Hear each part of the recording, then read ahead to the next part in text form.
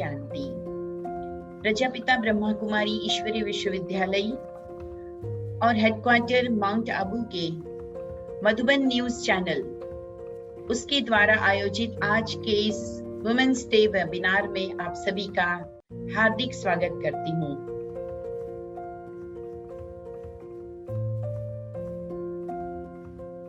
आज हमारे साथ बहुत ही विशिष्ट अलग अलग क्षेत्रों की ऐसी महिलाएं, विशिष्ट प्रतिभाएं जुड़ी हैं, जिनके अनुभव युक्त बोल, अनुभव की बातें हम सबको प्रेरित करने वाली है।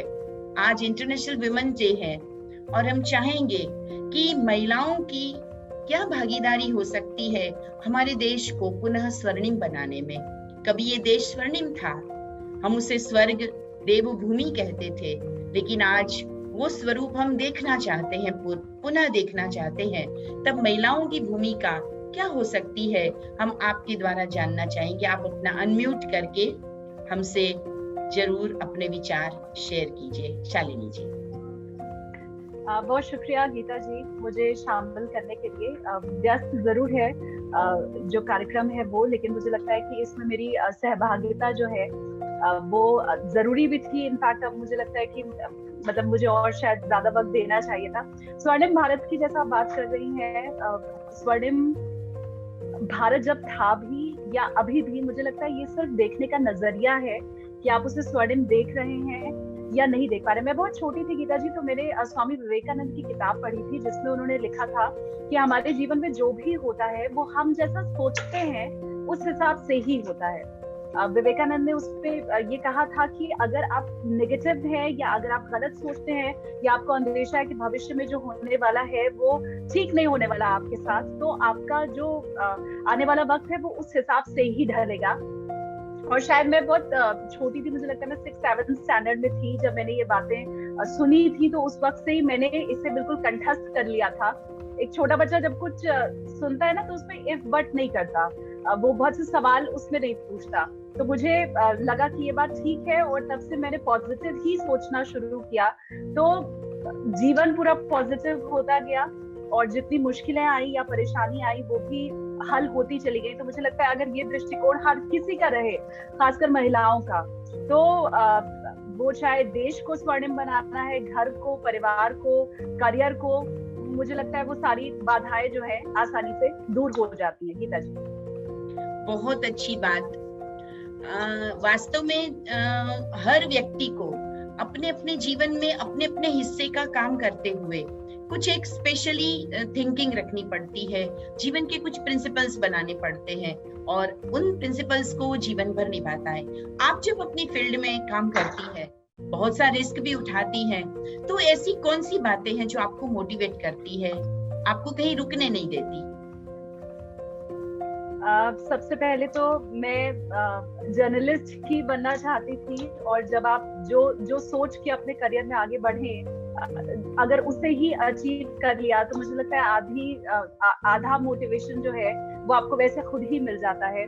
और मैंने 2012 में सरकारी नौकरी, PR जॉब मुझे मिल रही थी, गवर्नमेंट जॉब, वो भी छोड़ दिया था जर्नलिस्ट बनने के लिए, जो मुझे लगता है किसी भी महिला के लिए, लड़की के लिए बहुत हमें तो समझाया ही जाता है ना, सरकारी नौकरी कर लो या टीचर बन जाओ या बैंक की नौकरी कर लो, तो यही मुनासिब है तुम्हारे लिए। तो मैंने जर्नलिस्ट बनने के लिए वो गवर्नमेंट जॉब भी नहीं की, मेरे पास अच्छी अपॉर्चुनिटी थी, और मतलब मेरे प्रोफेसर की तरफ से वो रेकमेंड किया हुआ था। तो मुझे लगता है वो जो मोटिवेशन वाली चीज आप कह रही हैं, जर्नलिज्म को मैं चूंकि जी रही हूँ, तो हर रोज सुबह उठने के बाद वो खुद ब खुद अंदर से आता है। मैं बहुत सौभाग्यशाली अपने आप को मानती हूँ। कम ही लोग दुनिया में ऐसे जो सोचते हैं वो कर पाते हैं। तो न सिर्फ मैंने सोचा, किया, एक अच्छा मकाम भी हासिल हुआ, और मुझे लगता है वो सारा कुछ उसी पॉजिटिविटी के चलते, जैसा मैंने शुरू में आपको कहा, उससे ही संभव हो पाया। तो वो खुद ब खुद ही सुबह उठ के मोटिवेशन अपने आप ही आ जाता है। यही चाहती थी, यही करना चाहती थी, वही कर रही हूँ। तो और फैमिली सपोर्ट ऑब्वियसली मुझे लगता है सबसे अहम होता है किसी भी महिला के जीवन में। तो वो भी एक चीज, लेकिन मैं इसके साथ ये कहूंगी, जिन महिलाओं की शिकायत रहती है कि उनके परिवार का उन्हें सहयोग नहीं मिल रहा है, उन्हें थोड़ा अपने अंदर भी झांक के जरूर देखना चाहिए ये गिव एंड टेक वाली चीज है। आप सम्मान दे रहे हैं, सम्मान मिलेगा। आप अगर उन्हें प्यार दे रहे हैं तो प्यार मिलेगा। और आप अगर पूरा अपनी तरफ से, वो कहते हैं ना, सर्वस्व न्योछावर करना, तो अगर आपकी तरफ से वो चीज है तो सामने से भी वो जरूर मिलता है, मुझे लगता है। तो मैं कमल सिसोदिया जी को निमंत्रित करती हूँ कि स्वर्णिम भारत के योगदान में महिलाओं का, स्वर्णिम भारत की स्थापना में महिलाओं का योगदान, इस विषय में आप क्या कहना चाहेंगी? अंतर्राष्ट्रीय महिला दिवस के अवसर पर आज आप सबसे इंटरेक्शन करके आपके बीच आके मुझे बहुत अच्छा लग रहा है। दीदी ने बहुत अच्छा प्रश्न पूछा कि एक नारी का क्या रोल है, क्या भूमिका है घर को स्वर्ग या नर्क बनाने में। मैं ये कहना चाहूंगी कि नारी का जो व्यवहार है, उसका जो आचरण है, उसका स्वभाव है, जो उसका बोलचाल है, वो उसके परिवार के प्रत्येक व्यक्ति पर असर डालता है, क्योंकि नारी ही तो परिवार की नींव होती है। वही तो है जिसके इर्द गिर्द एक सूत्र में बंधकर पूरा परिवार रहता है। और जरा सी भी, तनिक सी भी अगर गड़बड़ी हो जाए, कुछ भी हो जाए, तो वो सब नारी के इर्द गिर्द ही तो घूमता है। तो ऐसे में बहुत ही जरूरी है कि नारी अपने व्यवहार को, अपने दृष्टिकोण को, अपनी सोच को ऐसा रखे कि न केवल उसके स्वयं के अंदर वो वैल्यूज हों, बल्कि अपने परिवार के प्रत्येक सदस्य को, अपने बच्चों को और अन्य सदस्यों को भी वही वैल्यूज वो दे सके। तो मैं जानना चाहूंगी बहन दीप्ति जी से कि आज के इस वुमेन डे पर आप महिलाओं को क्या संदेश देना चाहेंगी? सफलता के मायने किसी महिला के लिए क्या होने चाहिए और वो कैसे उसको तय करे? दीप्ति जी। और सबसे पहले तो अंतर्राष्ट्रीय महिला दिवस की सभी को शुभकामनाएं। और मैं कहना चाहूंगी, नारी तुम प्रेम हो, आस्था हो, विश्वास हो, टूटी हुई उम्मीदों की एकमात्र आस हो, हर जन का तुम ही आधार हो, नफरत की दुनिया में मात्र तुम ही प्यार हो। उठो, अपने अस्तित्व को संभालो, केवल एक दिन ही नहीं, हर दिन नारी दिवस बना। जैसे आपने बोला है कि महिला सशक्तिकरण के ऊपर आप बोले, तो मैं ये कहना चाहूंगी कि महिलाओं को बताने की जरूरत नहीं है कि वो सक्षम है। उन्हें खुद पता है कि वो कितनी सक्षम है। सिर्फ ये है कि वो अपनी पहचान भूल रही हैं। कहते हैं ना, नारी तू है शक्ति, तू है भक्ति, तू है दुर्गा, तू है काली, तेरा हर एक रूप पड़ा है। और ये सभी ने स्वीकार किया है। लेकिन कहीं ना कहीं तू खुद के सपने भूल जाती है, खुद की उम्मीदों पर रह जाती है, और दूसरों के सपने पूरा करने में एक दिन खुद का ही वजूद भूल जाती है, खुद की पहचान बनाना भूल जाती है। तो मैं कहूंगी कि खुद की पहचान बनाना बहुत बहुत इम्पोर्टेंट है एक सफलता की सीढ़ी चढ़ने के लिए। क्योंकि अगर आप खुद कुछ पाना चाहते हैं तो सबसे पहले आपको पता होना चाहिए कि आप पाना क्या चाहते हैं। तो मैं आज के इस दिन पे आपसे यही जानना चाहूंगी मंजरी जी कि आज की महिलाएं जो कि अपने सपनों की उड़ान तो उड़ती है, लेकिन वो सपनों को साकार करने में उन्हें किन किन बातों को साथ लेते हुए चलना चाहिए जिससे वो लंबी दूरी तक और सतत अपनी उड़ान को जारी रख सके? मंजरी जी।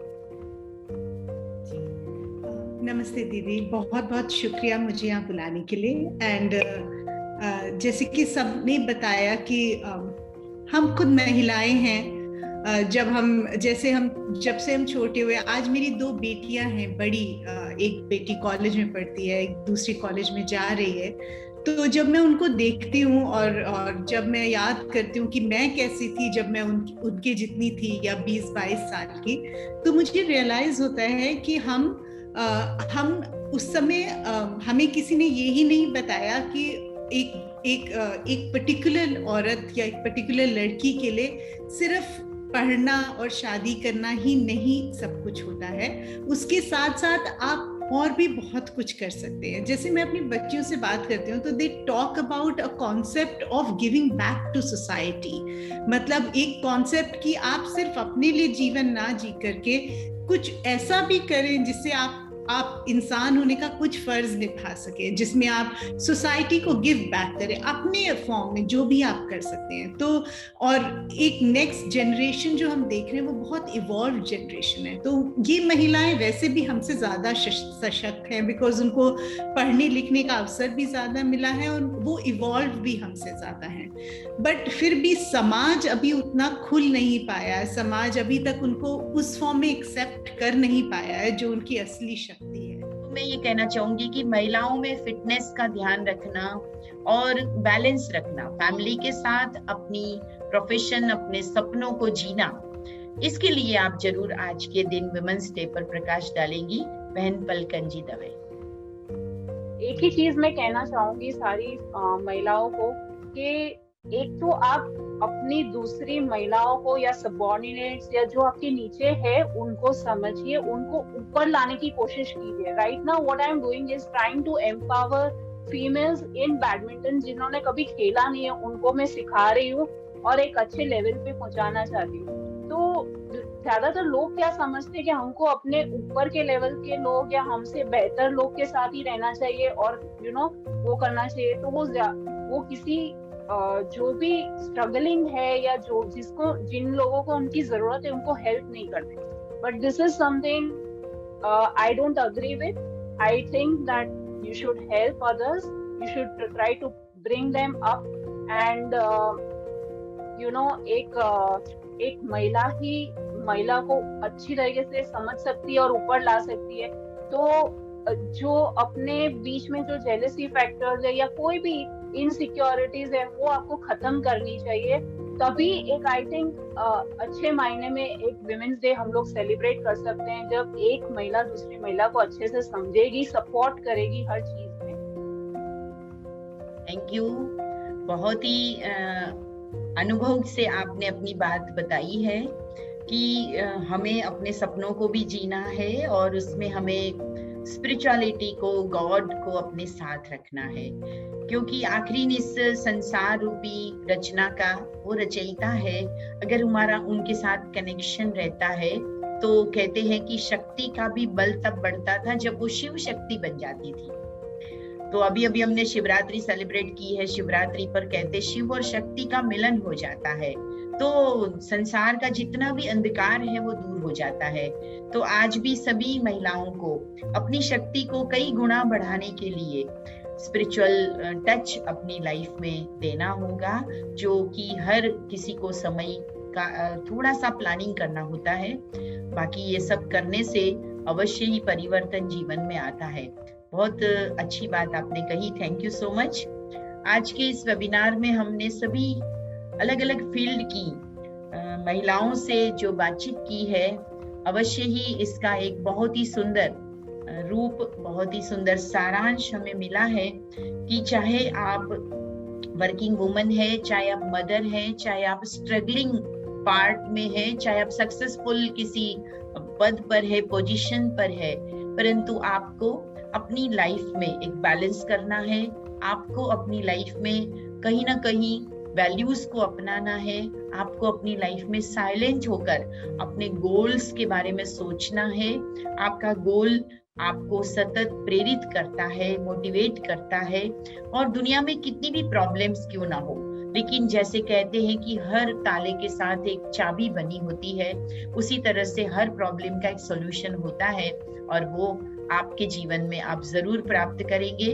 अभी हम अंत में आदरणीय ब्रह्मा कुमारी शारदा बहन जी, जो कि विमेन्स विंग की नेशनल कोऑर्डिनेटर है, जो ब्रह्मा कुमारी की वुमेन विंग है, बहुत ही अच्छा काम कर रही है। और नए भारत की ध्वजवाहक महिलाएं इस प्रोजेक्ट को, जो कि अभी पीएम साहब ने लॉन्च किया, आप उस प्रोजेक्ट को पूरे भारतवर्ष में चला रही हैं और आप मधुर भाषी हैं, प्रखर वक्ता है। ब्रह्मा कुमारी के इंटरनल एडमिनिस्ट्रेशन में भी आपका बहुत अच्छा रोल रहता है।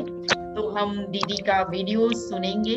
आज के इस महिला दिवस के उपलक्ष्य में मैं आप सभी के प्रति अपनी ये शुभ भावनाएं और शुभ संदेश देना चाहती हूँ कि आप सभी भी स्व के अंदर जो चैतन्य शक्ति, एक दिव्य आत्मा है, उस आत्मा की स्मृति में स्थित होकर उस सर्वशक्तिवान, सर्व के कल्याणकारी, सर्व के दुख हरता, सुख करता से संबंध जोड़ेंगे तो आप सभी भी उन दिव्य शक्तियों को स्वयं में धारण करेंगे और जीवन दिव्य गुणों से, दैवी गुणों से संपन्न होगा।